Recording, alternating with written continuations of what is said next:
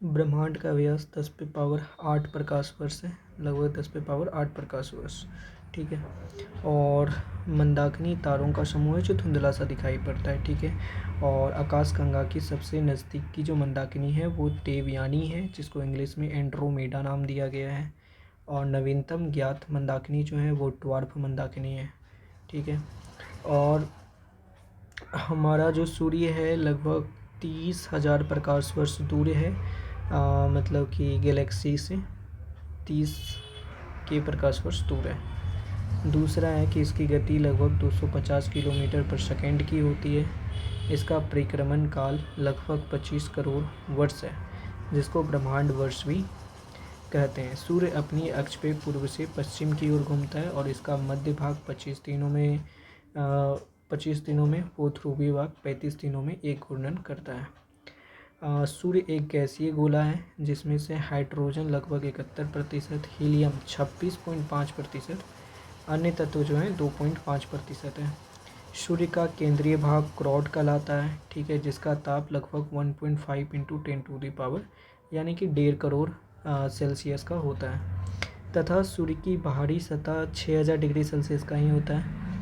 और हैंस बेंथ ने बताया था, ठीक है, हैंस बेंथ ने बताया था कि 10 डिग्री सेल्सियस ताप पे सूर्य के केंद्र पर 4 हाइड्रोजन नाविक मिलकर एक हीलियम नाभिक का निर्माण करते हैं, यानी कि संलयन के अभिक्रिया के द्वारा सूर्य ऊर्जा बनाता है। सूर्य का वर्णमंडल यानी कि क्रोमोस्फेयर लाल रंग का होता है। और ब्रह्मांड के बारे में हमारा बदलता दृष्टिकोण क्या है कि सबसे पहले भूकेंद्रीय सिद्धांत था, जिसको टॉलमी ने दिया था, 140 ईस्वी में दिया था।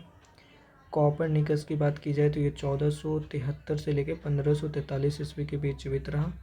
तो कॉपरनिकस 1500 मान लेते हैं 1500, ठीक है, ईस्वी, जिसमें सूर्य जो है ब्रह्मांड के केंद्र पे है, उन्होंने ऐसा बताया। और सूर्य केंद्रीय सिद्धांत दिया। लेकिन 20वीं शताब्दी में हमें पता चला ट्राइको बे और जोहानस केपलर, दो नाम है, जोहानस केपलर और ट्राइको बे की सहायता से पता चला कि सूर्य जो है वो दुग्ध मेखला के किनारे में है। ठीक है। जब हमारा दुग्ध मेखला के चित्र स्पष्ट हुआ। ठीक है। सूर्य ग्रहण के समय सूर्य दिखाई देने वाले भाग को सूर्य किरीट कहते हैं या कोरोना कहते हैं। इसे सूर्य का मुकुट भी कहा जाता है। ये एक्सरे उत्पन्न करता है, इसकी जो रे होती है वो एक्सरे होती है। ठीक है। और सूर्य की जो उम्र है लगभग 5 बिलियन वर्ष है। ठीक है। सूर्य की जो उम्र है 5 बिलियन वर्ष है। भविष्य में सूर्य द्वारा ऊर्जा देते रहने का समय 10 पे पावर 11 वर्ष यानी कि 100 बिलियन वर्ष है। ठीक है। और सूर्य के प्रकाश को पृथ्वी तक पहुंचने में 8 मिनट 16.16 सेकेंड का समय लगता है। सौर ज्वाला उत्तरी ध्रुव और दक्षिणी ध्रुव में अलग अलग होता है। उत्तरी ध्रुव में इसे ऑरोरा बोरियलिस कहते हैं और दक्षिणी ध्रुव पे इसे ऑरोरा ऑस्ट्रेलिस कहते हैं। सूर्य के धब्बे चलते हुए गैस के खोल लगभग 1500 डिग्री सेल्सियस होता है और ये 22 वर्षों तक इसका जीवन काल होता है, जिसमें से पहले 11 वर्षों तक ये बढ़ती है और 11 वर्षों तक ये घटती जाती है। इससे चुंबकीय झंझावात उत्पन्न हो सकती है, जिसके कारण चुंबकीय सुई की दिशा बदल जाती है और टेलीविज़न या अन्य इक्विपमेंट पे भी कुछ ना कुछ फर्क पड़ता है। सूर्य का व्यास लगभग 13,92,000 किलोमीटर है, लगभग 13,92,000 किलोमीटर है, जो पृथ्वी के व्यास का लगभग 110 गुना है। ठीक है।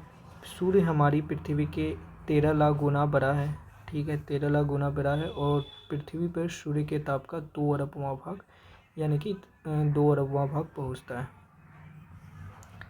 सौर मंडल के पिंड की बात की जाए तो इंटरनेशनल एस्ट्रोनॉमिकल यूनियन ने प्राग में कुछ सम्मेलन हुआ था 2006 में। उसके अनुसार कुछ पिंडों को 3 श्रेणियों में बांट दिया गया है, जो परंपरागत ग्रह हैं, दूसरा बौने ग्रह हैं और कुछ लघु सौर मंडलीय पिंड हैं। जिसमें से जो परंपरागत ग्रह है उसमें है बुध, शुक्र, पृथ्वी, मंगल, बृहस्पति, शनि, अरुण और वरुण, यानी कि BSP, ये तो ठीक है। दूसरा बौना ग्रह में है जो प्लूटो, चेरोन, सेरस एंड 2003 UV 303 लघु सौर मंडलीय पिंड में धूमकेतु आ जाते हैं। कोई उपग्रह है तो वो आ जाता है, और कोई अन्य छोटे खगोलीय पिंड है तो वो आ जाता है। ग्रह वे खगोलीय पिंड हैं जो निम्नलिखित शर्तों को पूरा करते हैं। तो ग्रह की परिभाषा यही है कि वो सूर्य के चारों ओर परिक्रमा कर रही हो, उसका खुद का एक पर्याप्त गुरुत्वाकर्षण बल हो, और उसके आसपास कोई अन्य खगोलीय पिंड की भीड़ भाड़ ना हो। उसको मेनली ग्रह की उपाधि दी जा सकती है। ठीक है, तो 2006 में ही, अगस्त 2006 में ही प्लूटो को ग्रह की उपाधि से हटा दिया गया था। 9 से घट के ये ग्रह अब 8 रह गए हैं। ग्रहों को भी 2 श्रेणी में बांटा जा सकता है, पार्थिव या आंतरिक ग्रह जिसको टेरेस्ट्रियल या इनर प्लैनेट कहते हैं, और बृहस्पति या ब्रह्म ग्रह जिसको जोवियन या आउटर प्लैनेट कहते हैं। जो पहला पार्थिव प्लैनेट है वो कौन है? बुध, पृथ्वी, शुक्र, पृथ्वी और मंगल। और जो बाहरी ब्रह्म ग्रह है उसमें बृहस्पति, शनि, अरुण और वरुण है। कुल 8 ग्रहों में से केवल 5 को नंगी आंखों से देखा जा सकता है, वो है बुध, शुक्र, शनि, बृहस्पति और मंगल। और आकार के अनुसार ग्रहों को क्रम घटते क्रम में है, जैसे कि बृहस्पति, यहाँ से याद करते हैं, बृहस्पति, शनि, अरुण, फिर इसके बाद है वरुण, पृथ्वी और शुक्र, फिर मंगल और बुध। फिर से देख लेते हैं, बी से क्या है? बृहस्पति, शनि और अरुण, वरुण, पृथ्वी, शुक्र, मंगल और बुध। और घनत्व के अनुसार ग्रहों का जो घटता क्रम है वो क्या है? शनि, यूरेनस, बृहस्पति, नेपच्यून, मंगल और शुक्र। तो ये याद रखना है, सबसे घनत्व कम किसका है? शुक्र का, और सबसे ज़्यादा घनत्व जो है, मतलब बढ़ते क्रम है, सबसे कम है शनि का और सबसे ज़्यादा है शुक्र का, इससे ज़्यादा मंगल का। शुक्र और अरुण को छोड़ के अन्य सभी ग्रहों का घूर्णन और परिक्रमा की दिशा एक ही। बुध जो है 2 घंटा पहले दिखाई देता है सूर्य के निकलने के, और इसमें एक चुंबकीय क्षेत्र होता है। शुक्र की बात की जाए तो ये सबसे चमकीला और सबसे गर्म ग्रह है। इसको सांझ का तारा या भोर का तारा भी कहा जाता है। ये एंटी क्लॉकवाइज सूर्य का चक्रण करती है। इसे पृथ्वी की भाग्नि ग्रह भी कहा जाता है। घनत्व आकार की दृष्टि से ये पृथ्वी के समान है। बृहस्पति, ये सौरमंडल का सबसे बड़ा ग्रह है। ये 10 घंटे में सूर्य की परिक्रमा करता है और पूरी परिक्रमा करने में 12 वर्ष लगा देता है। इसके उपग्रहों की संख्या टोटल 63 है, जिसमें से गयानीमेड सबसे बड़ा उपग्रह है, और ये पीले रंग का कोई उपग्रह है। मंगल जो है ये आयरन ऑक्साइड के कारण लाल दिखाई देता है। यह अपने कक्ष तल पे 25 डिग्री सेल्सियस पे झुका हुआ है, जिसके कारण यहाँ पर ऋतु परिवर्तन होता है। दिन का मान अक्ष और झुकाव पे पृथ्वी के समान है। वह अपनी धुरी पे 24 घंटे में एक बार में पूरा कर लेता है। इसके 2 उपग्रह हैं, एक है फोबोस और दूसरा है डिमोस। इसको पूरा चक्कर लगाने में 687 दिन लगते हैं। सबसे बड़ा ज्वालामुखी ओलियस मेसी यहाँ पर स्थित है, और सौरमंडल का सबसे ऊंचा पर्वत निक्स ओलंपिया भी यहीं पर मौजूद है, जो माउंट एवरेस्ट से 3 गुना बड़ा है। शनि जो है दूसरा सबसे बड़ा ग्रह है। ये पीले रंग का तारा है। इसके उपग्रहों की संख्या 60 है, जबकि बृहस्पति की 63 थी। इसका सबसे बड़ा उपग्रह टाइटन है, जो बुध के आकार के बराबर है, और फोई नामक शनि का एक उपग्रह है जो इसकी कक्षा में विपरीत दिशा में परिक्रमा करती है। अरुण जो है तीसरा सबसे बड़ा ग्रह है। इसको 1781 में खोजा गया था विलियम हार्टसेल के द्वारा, और इसमें चारों ओर 9 वलय है, जिसमें से 5 वलय का नाम अल्फा, बीटा, गामा, डेल्टा और स्पिलॉन है। ये अपने कक्ष में पूर्व से पश्चिम की ओर घूमता है, यानी कि ये पश्चिम की ओर इसका सूर्योदय होता है और पूरब की ओर डूब जाता है। इसको लेटा हुआ ग्रह भी कहते हैं, और इसका तापमान 18 डिग्री सेल्सियस है। इसके टोटल 27 उपग्रह हैं, और इसका सबसे बड़ा उपग्रह टाइटेनिया है। वरुण की खोज 1876 में हुआ था, जबकि अरुण का खोज 1787 में हुआ था, हर्सेल ने किया था। और वरुण की खोज की है जोहान गोले ने जो सूर्य से सबसे दूर स्थित ग्रह है। वरुण एक हरे रंग का ग्रह है और इसमें शीतल मीथेन का बादल छाया हुआ है।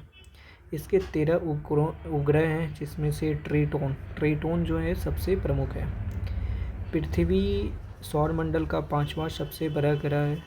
ये विषुवत व्यास इसका लगभग 12,756 किलोमीटर का होता है और ध्रुवीय व्यास थोड़ा सा कम 12,714 किलोमीटर का, यानी कि 42 किलोमीटर के अंतर में पाया जाता है। पृथ्वी अपने कक्ष पे 23.5 डिग्री झुकी हुई है और सूर्य की मतलब पृथ्वी की जो गति है अपने अक्ष पर 1610 किलोमीटर प्रति घंटा के चाल से ये घूमती है। 1610 किलोमीटर प्रति घंटा के चाल से ये घूमती है। ये अपना पूरा चक्कर 23 घंटा 56 मिनट और 4 सेकंड में लगाता है। 23 घंटा 56 मिनट और 4 सेकंड में पूरा करता है। ये अपनी एक परिक्रमा पूरा करने में 365 दिन 5 घंटे 48 मिनट और 46 सेकंड लेता है। आकार और बनावट की दृष्टि से पृथ्वी सूर्य के समान ही है। इसको नीला ग्रह कहते हैं। कक्ष मतलब इसका कक्ष अपनी कक्षा के सापेक्ष 66.5 डिग्री सेल्सियस पे कोण बनाता है और सूर्य के बाद पृथ्वी का सबसे निकटतम तारा प्रोक्सिमा सेंचुरी है, जो पृथ्वी से लगभग 4.22 प्रकाश वर्ष दूर है।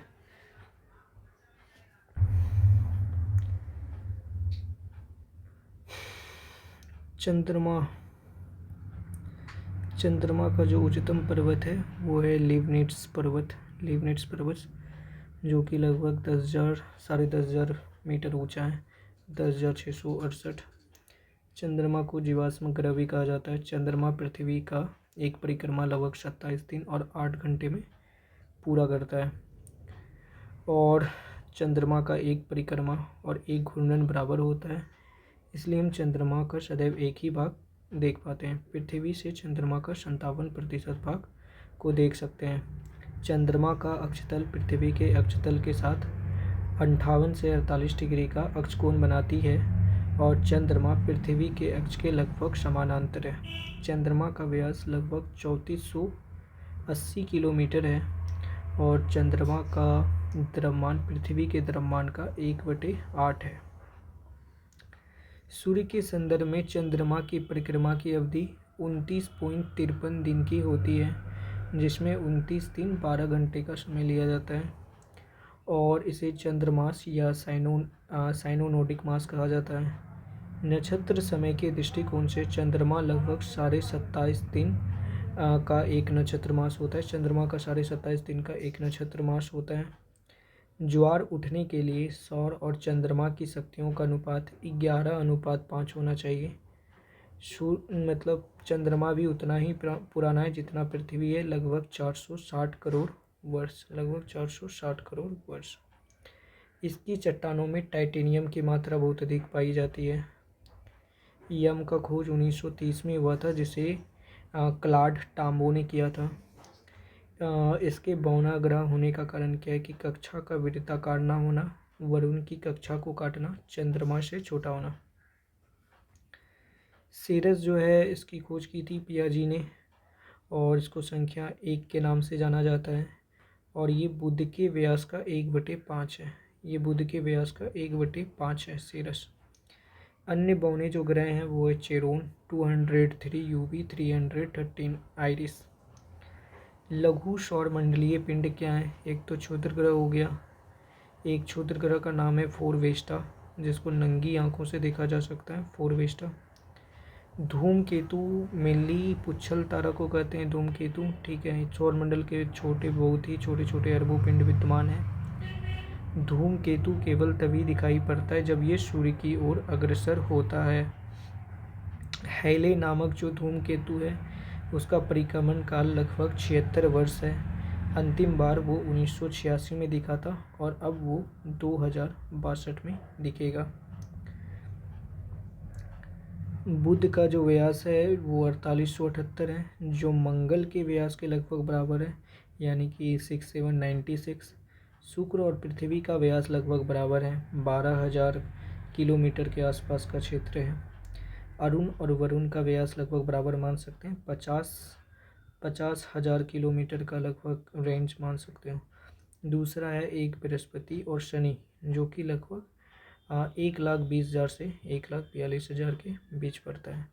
सबसे कम दिन परिक्रमण का बुध का होता है 88 दिन का, और मंगल का 687 दिन का। प्रकाश प्रकाश चक्र, सर्कल ऑफ द इल्यूमिनेशन, तो वैसी काल्पनिक रेखाएं जो पृथ्वी को प्रकाशित और अप्रकाशित भाग को बांटती है वो प्रकाश चक्र कहलाती है। आगे देखते हैं कि 3 जनवरी को क्या होता है कि सूर्य और पृथ्वी के बीच दूरी अपेक्षाकृत कम हो जाती है, जिसे उपसौरिक कहते हैं हिंदी में और पेरिहीलियन कहते हैं इंग्लिश में। ठीक है, ये दूरी लगभग 9.15 करोड़ मील की होती है। ठीक है, मील है यहाँ पर 9.15 करोड़ मील।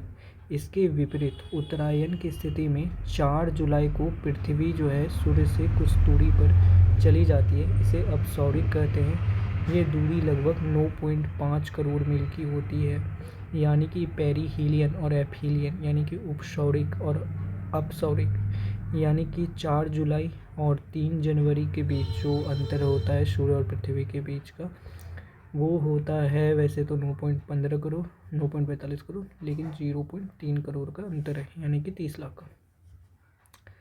अक्षांश जो होता है वो पश्चिम से पूरब की ओर खींची जाती है। आगे देखते हैं कि ये जो अक्षांश होते हैं ये समानांतर होते हैं, और 2 अक्षांशों के बीच की दूरी को मेनली हम जोन कहते हैं, 2 अक्षांशों के बीच की दूरी को, और ये 111 किलोमीटर होता है। भूमध्य रेखा के उत्तर में लगभग इतनी डिग्री के अक्षांश को कर्क रेखा कहते हैं, और दक्षिण में इसको क्या कहते हैं, मकर रेखा कहते हैं। देखो देशांतर की बातें हैं तो ये लगभग अपने मतलब कि इसके बीच की दूरी अधिकतम 111.32 किलोमीटर की होती है देशांतर का, यानी कि ज़्यादा होता है इससे।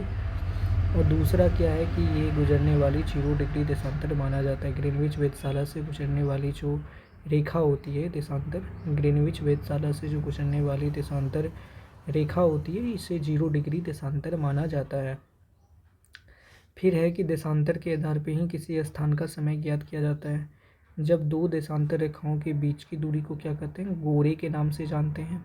दूसरी बात है कि सूर्य अंश अक्षांश और शून्य अंश देशांतर, ये डिग्री है, कहाँ पर काटती है एक दूसरे को, अटलांटिक महासागर में काटती है। संक्रांति किसको कहते हैं, इंग्लिश में सोलिस्टाइस कहते हैं। संक्रांति किसको कहते हैं, सूर्य के उत्तरायण और दक्षिणायन की सीमा भी होती है। ठीक है, उसी को संक्रांति कहते हैं। सूर्य के उत्तरायण और दक्षिणायन की सीमा को संक्रांति कहते हैं। कर्क संक्रांति 21 जून को होता है, और मकर संक्रांति 22 दिसंबर को होता है। ठीक है, एक दिन के नंबर में एक का अंतर है। ठीक है, और ये इतने डिग्री सेल्सियस पे कर्क रेखा पर क्या होती है, लंबवत होती है, और मकर रेखा पर इस दिन लंबवत होता है। ये सबसे बड़ा दिन होता है कि इस दिन को कर्क संक्रांति के दिन, और मकर संक्रांति के दिन 22 दिसंबर को सबसे बड़ा दिन होता है। ठीक है, विद्युत विषुव मतलब क्या होता है, इक्विनॉक्स, यानी कि जब दिन और रात को बराबर होते हैं तो उसको इक्विनॉक्स कहते हैं। 22 दिसंबर यानी 21 मार्च को संपूर्ण पृथ्वी पर दिन और रात बराबर होते हैं। किस 2 दिन, 21 सितंबर और 21 मार्च, 22 सितंबर और 21 मार्च, 22 सितंबर और 21 मार्च को संपूर्ण पृथ्वी पर दिन और रात बराबर होते हैं।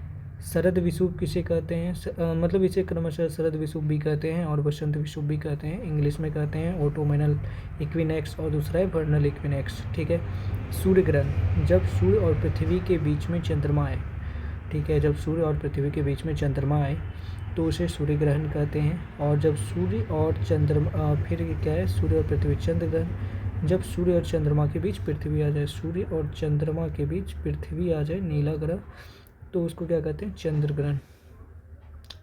दूसरा बात पढ़ लेते हैं, समय का निर्धारण कैसे होता है। एक देशांतर का अंतर होने पे 4 मिनट का अंतर होता है। ठीक है, एक देशांतर के अंतर होने पे 4 मिनट का अंतर होता है। जब पूरब की ओर बढ़ते हैं तो 4 मिनट बढ़ता है, पश्चिम जाने पे 4 मिनट घटता है। अंतर्राष्ट्रीय तिथि रेखा जो है 180 डिग्री देशांतर को माना जाता है, अंतर्राष्ट्रीय तिथि रेखा। और ये अंतर्राष्ट्रीय तिथि रेखा तो इसको कहते ही हैं, और इसको 1884 में वाशिंगटन में निर्धारित किया गया था। ठीक है, और ये जो अंतर्राष्ट्रीय तिथि रेखा है ये आर्कटिक सागर से होकर गुजरती है, आर्कटिक सागर से होकर गुजरती है। चूकी सागर से होकर गुजरती है, बेरिंग स्ट्रेट से होकर गुजरती है और प्रशांत महासागर से होकर गुजरती है। और ग्रीनविच मेरिडियन से गणना करते हुए इसकी रेखा 180 डिग्री यमोत्तर होती है और पूर्व वाले क्षेत्र एक दिन आगे होंगे। और जो पश्चिम वाला जो क्षेत्र होता है वो 12 घंटा आगे होता है। पश्चिम दिशा में यात्रा करते हुए व्यक्ति को पार करता है तो उसे एक दिन की हानि होती है, क्योंकि इस क्षेत्र में 12 घंटे पीछे चल रहा है। बेरिंग जल संधि जो है ना, बेरिंग जल संधि अंतर्राष्ट्रीय तिथि रेखा के जस्ट समानांतर स्थित है।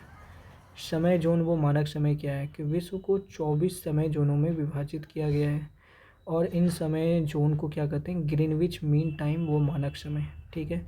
अर्थात प्रत्येक जोन 15 डिग्री के बराबर होती है, अर्थात प्रत्येक जोन 15 डिग्री के बराबर होती है। ग्रीनविच यामोत्तर 0 डिग्री से देशांतर पे है। ग्रीनलैंड, नॉर्वेनियन सागर, ब्रिटेन, स्पेन, अल्जीरियन, फ्रांस, माले, बुर्किना फासो, घाना, दक्षिण अटलांटिक समुद्र, ये सब। भारत में जो मतलब कि समय का निर्धारण होता है वो 82 डिग्री सेल्सियस 82 डिग्री जो है पूर्वी देशांतर 82 डिग्री पूर्वी देशांतर इलाहाबाद के निकट मिर्ज़ापुर से गुजरती है, ठीक है। और ये ग्रीनविच मीन टाइम जो है, ये जो ग्रीनविच मीन टाइम है उससे लगभग 5.5 घंटा आगे है, ठीक है, 5.5 घंटा आगे है। अतः जब ग्रीनविच में 12 बजता है तो यहाँ पर 5:30 बज रहे होंगे। विषुवत रेखा क्या है हमको पता है। उष्ण कटिबंध की बात की जाए तो विषुवत रेखा से 30 डिग्री से 30 डिग्री दक्षिण, ठीक है, विषुवत रेखा 30 डिग्री इधर 30 डिग्री उधर। उपोष्ण कटिबंध या सब ट्रॉपिकल जोन क्या है, 30 डिग्री से 45 डिग्री। शीतोष्ण कटिबंध क्या है, 45 डिग्री से लगभग 66 डिग्री तक होता है दोनों तरफ। और ध्रुवीय कटिबंध क्या हो गया, 66 डिग्री से 90 डिग्री ध्रुवीय कटिबंध। पृथ्वी की आंतरिक संरचना। तो सबसे पहले पृथ्वी की आंतरिक संरचना 3 भागों में बटी होती है। पहला है एक भूपपटी जिसको क्रस्ट कहते हैं, दूसरे को आवरण कहते हैं मेंटल, तीसरे को कहते हैं केंद्रीय भाग या कोर भी कहते हैं। भूपपटी जो होती है पृथ्वी के भाग को भूपपटी कहते हैं। ये अंदर की तरफ 34 किलोमीटर तक का क्षेत्र है। भूपटटी जो है अंदर की तरफ 34 किलोमीटर तक का क्षेत्र है। यह मुख्यतः बेसाल्ट चट्टानों से बना हुआ है और इसके 2 भाग हैं, एक सियाल है एक सीमा है। सियाल जो है सिलिकॉन और एल्युमिनियम का बना होता है और सीमा जो है सिलिकॉन और फिर ये मैग्नीशियम का बना होता है। आगे पढ़ते हैं। ये कुल आयतन का 0.5% होता है और इसका जो घनत्व है वो 2.7 का है। भूपटल की रचना सामग्री ऑक्सीजन लगभग 46.8% है ऑक्सीजन। सिलिकॉन लगभग 27.72% है, 27.72%।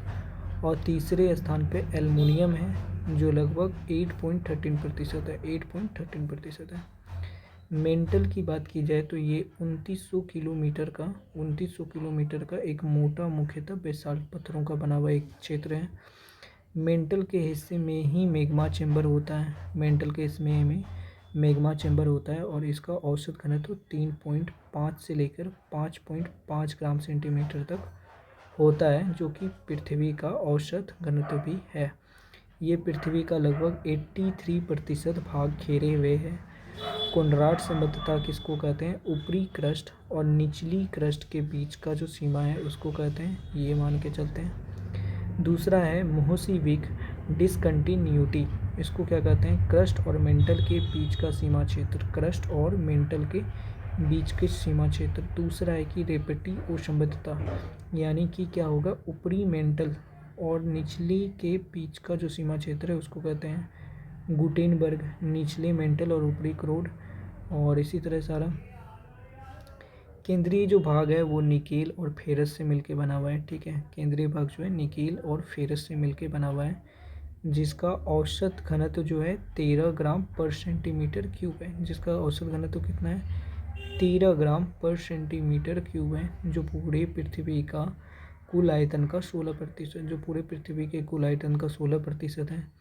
पृथ्वी का औसत घनत्व भी 5.5 ग्राम सेंटीमीटर है, ठीक है। और दूसरा है कि ये लगभग 6370 किलोमीटर का है पृथ्वी के नीचे जाने पर प्रति 32 मीटर पे 1 डिग्री सेल्सियस बढ़ता जाता है। पृथ्वी के स्थलीय क्षेत्र पे सबसे नीचा क्षेत्र जो है जॉर्डन में मृत सागर है, जो कि लगभग 400 मीटर नीचा है। ठीक है, सबसे पहले पाइथागोरस ने बताया था कि पृथ्वी गोल है। ठीक है, लेकिन बाद में सर आइजैक न्यूटन जी आए, उन्होंने बताया कि पृथ्वी नारंगी है। जबकि जेम्स जीन ने क्या बताया? जेम्स जीन ने बताया कि ये नाशपाती के आकार का है। पृथ्वी की ब्रह्म सतह को मुख्यतः 4 भागों में बांटा जा सकता है। पहला है स्थल मंडल, जलमंडल, वायुमंडल और जलमंडल। स्थल मंडल को ही लिथोस्फीयर कहते हैं। स्थल मंडल तो उत्तरी गोलार्ध में मतलब पानी का जो वर्चस्व है, जल का वर्चस्व 61% और दक्षिणी गोलार्ध में 81% के बराबर है। और पृथ्वी पे जो अधिकतम ऊंचाई है वो माउंट एवरेस्ट का है, लगभग 8850। ठीक है, 8850 मीटर का है। और मरियाना गर्त लगभग 11033 मीटर का है। ठीक है, इन दोनों का अंतर लगभग 20 किलोमीटर है। स्थल मंडल महाद्वीपीय क्षेत्र में अधिक मोटाई होती है, लगभग 40 किलोमीटर, जबकि अगर वो महासागरीय क्षेत्र में है तो वो 20 से लेकर 12 किलोमीटर के रेंज में होता है। चट्टान की बात की जाए तो चट्टान 3 तरह के होते हैं। एक आग्नेय चट्टान, इग्नेशियस, अवसादी चट्टान, सेडिमेंट्री, और क्रियान्वित चट्टान, मेटामॉर्फिक। ठीक है, और ये आग्नेय चट्टान जो होता है वो मैग्मा या लावा के जमने से बना होता है। इससे बनने वाले पत्थर mainly granite, basalt, pegmatite, diorite और ग्रेवा आदि है। आग्नेय चट्टान स्थूल परत रहित होते हैं, कठोर संघनन और जीवाश्म रहित होते हैं और आर्थिक रूप से काफ़ी महत्वपूर्ण होते हैं, क्योंकि इसमें लोहा, निकल, तांबा, शीशा, जस्ता, क्रेमाइट आदि मिलता है, जिसमें जैसे कि मैग्नीज, सोना, प्लेटिनियम भी आदि मतलब आग्नेय चट्टान में ही मिलते हैं। बेसाल्ट में लोहे की सर्वाधिक मात्रा पाई जाती है। इस चट्टान के क्षरण से काली मिट्टी का भी निर्माण होता है। पेग्माटाइट एक अयस्क है जो कि कोडरमा झारखंड में तो मिलता ही है, लेकिन ये अभ्रक इन्हीं शैलों से निर्मित होता है। दूसरा है कि बेबोलिथ जो है ये बड़े गुंबद आकार के पत्थर होते हैं, काफ़ी बड़े होते हैं।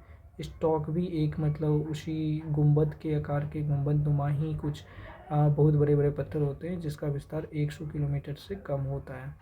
लेकोलिथ की बात की जाए तो लेकोलिथ जब मैग्मा ऊपर की परत की ओर उठता है तो उसको तेज़ी से ऊपर उठने को लेकोलिथ कहते हैं। ठीक है, लेपोलिथ मतलब क्या होता है? तस्तरी नुमा अगर आकार है तो उसको लेपोलिथ कहते हैं। ठीक है, दूसरा है कि पेकोलिथ मतलब क्या होता है? लहरदार आकृति जैसे कुछ जो होते हैं, ठीक है, मतलब कि चट्टान, तो उसको फेकोलिथ कहते हैं। सील क्या होता है? सील मतलब परत, भूपृष्ठ पर समांतर परतों में, जैसे कि कोई लिक्विड बहा दे पानी पे तो उसका जम जाना, तो उस टाइप को सील कहते हैं, जो कि झारखंड में काफ़ी ज़्यादा पाया जाता है। डाइक किसको कहते हैं? जो किसी मैग्मा, किसी लंबत दरार में जमता है ना, किसी लंबत डायरेक्ट दरार में जम जाता है तो उसको डाइक कहते हैं। झारखंड में ऐसा काफ़ी देखने को मिलता है। अवसादी चट्टान क्या है? अवसादी चट्टान है कि जो मतलब कि छोटी छोटी चट्टानें या किसी स्थान पर जमा होकर मतलब दबाव और रासायनिक प्रतिकृति या अन्य कारणों के कारण परत जैसी ठोस निर्मित हो जाती है, उनको मेनली अवसादी चट्टान कहते हैं, जिसमें से नाम है बलुआ पत्थर, चूना पत्थर, स्लेट है एक नाम, कॉन्ग्लोमेरेट है और नमक की चट्टान और सिल खड़ी क्या क्या है। तो ये फिर से बोलते हैं, जैसे कि बलुआ पत्थर है, चूना पत्थर है, स्लेट है, कॉन्ग्लोमेरेट है, नमक की चट्टान है और सेल खिरी है। मतलब अवसादी चट्टानें तो परतदार होती है इसलिए इसमें जीवाश्म पाया जाता है। ठीक है, इसके साथ साथ लौह अयस्क भी पाया जाता है, फॉस्फेट अयस्क भी पाया जाता है, कोयला और सीमेंट तो इसमें मिलता ही है।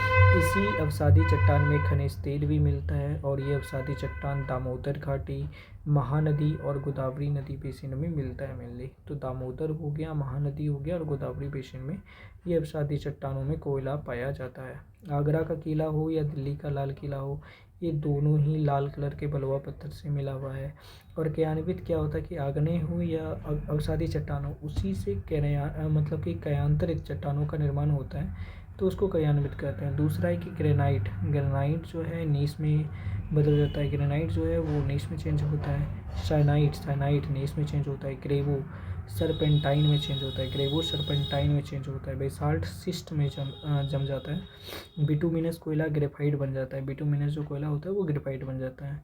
शिपिंड किससे में बन जाता है? शिपिंड शिस्ट। बलुआ पत्थर क्वार्ट्जाइट में बदल जाता है, बलुआ पत्थर क्वार्ट्जाइट में बदल जाता है। सेल स्लेट में बदल जाता है। चूना पत्थर जो है वो संगमरमर में बदल जाता है। लिग्नाइट कोयला एंथ्रासाइट कोयला में बदल जाता है। लिग्नाइट कोयला एंथ्रासाइट कोयला में बदल जाता है। स्लेट जो है फाइलाइट में बदल जाता है, और दूसरा फाइलाइट जो है वो शिस्ट में बदल जाता है। तो बस यही है।